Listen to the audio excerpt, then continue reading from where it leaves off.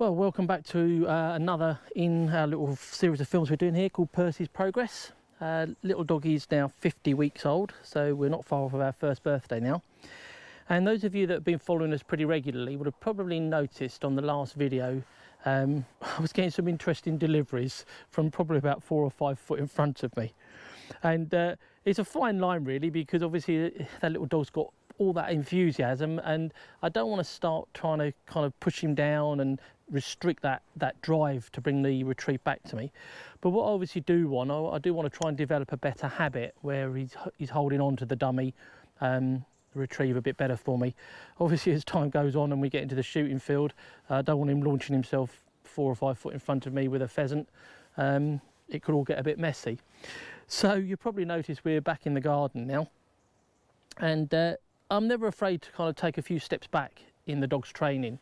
It's very easy to keep pushing forward, but every now and again you've just got to think, well, I just need to take a few steps back, just go back to perhaps even some of the basics and just try and reinstill that habit that you had, good habit that you had earlier on. So that's what I've been doing with Percy's delivery. Now, I've never used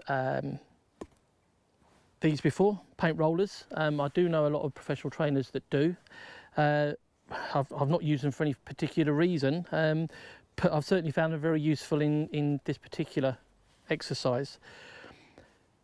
One of the issues I had with Percy in the previous video with the dummies were I'd actually stepped up to pound dummies, bigger dummies, and I think he was finding those a little bit difficult to deal with. He wasn't holding them properly, although obviously they weren't that heavy that he was still able to launch himself at me. But the good thing about a paint roller is it's about the same size as a pound dummy, but obviously it hasn't got any weight to it. So when I'm encouraging him, as you'll see later on, when I'm encouraging him to actually hold the dummy for longer periods of time, it's not quite so fatiguing as a traditional pound dummy. The other thing I had, he's not always carrying things properly. He tends to carry it by the end, either like that way or just grab the dummy by the end. And he started to do that with this paint roller as well. So I had one of these. These are made by a good friend of mine, Les Graham, who also writes the Pet Gundog series of books. And it's the Les Graham retrieving roll. Now, these are actually designed for reluctant retrievers, dogs that are not very keen on their retrieving. But of course, I don't actually have that problem with Percy. The principal idea with these is you pop a treat in the pocket, throw the retrieve out, the dog brings it back, you undo it, gets the retreat, and it's the dog learns that by bringing the canvas roll back, it will get a treat. But what I will actually do is I'll put a link to a little video description of how these work. I've seen them in action and they are very, very good and very effective. But I'm actually not going to use it for this. What I did, I've actually used it to create a bit of a target area for Percy on this paint roller. So what I've found is he's actually, because of the canvas strip there, and there is a contrast in the dark and the light, he's been more likely to pick the dummy up in the middle. And this is again creating that good habit, which is what we're after. So what we'll do is I'll set him up and run through the exercises for you. And we're in the early stages of this. It is a warm day, so I'm going to keep it fairly short, because as soon as he starts to pant, I find he doesn't hold on to the dummies or the retrieves quite so well. So we'll get him set up, and I'll just go through the exercises for you. So the basic idea behind this is actually to try and slow everything down, to just try and take the heat out of the excitement of the retrieve. So everything I'm going to do here is going to be in quite short order. I'm not going to be sending for long distances, and just to try and keep everything a little bit calmer. So what I'm going to do is start off with just a straightforward little retrieve. Leave him sat there, stay there. Just going to walk out and pop the dummy down, and this is going to be a straightforward little get out. So nice target area there. Well, no, it's not quite. So I don't want that. I want that. Hold it. Good boy. Good lad. Good boy. Why dogs want to pick things up by their end, I don't know, but that's better. Good lad. Good boy. Good boy. Dead. Lovely. So what I'm doing, I'm extending the amount of time quite significantly that I'm taking the retrieves off of him. And making him sit there with it for a bit longer. I'm giving him lots of strokes on his chest, which helps just to keep his head carriage a little bit higher.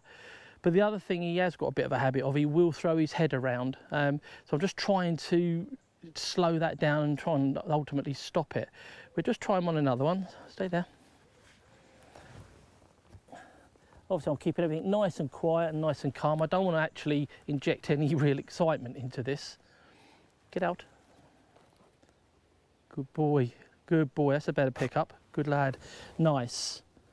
Now I'm happier with that. I'm just going to readjust that. Hold it. Good boy. Good boy. No, I don't want you sitting up. Good lad. Good boy. I don't want him standing up on me at this stage. Good lad, Dad. That's nice. Is it? Good boy. Wait, sit. So we'll just do one more and I'll show you another little exercise I've been doing with him.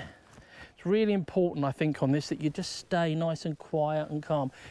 Especially with spaniels, if you inject too much enthusiasm when you're trying to do something like this, they'll just bounce around and it just all gets a bit fizzy, I think is the word I'd use. So we'll just try him again. Get out. Percy.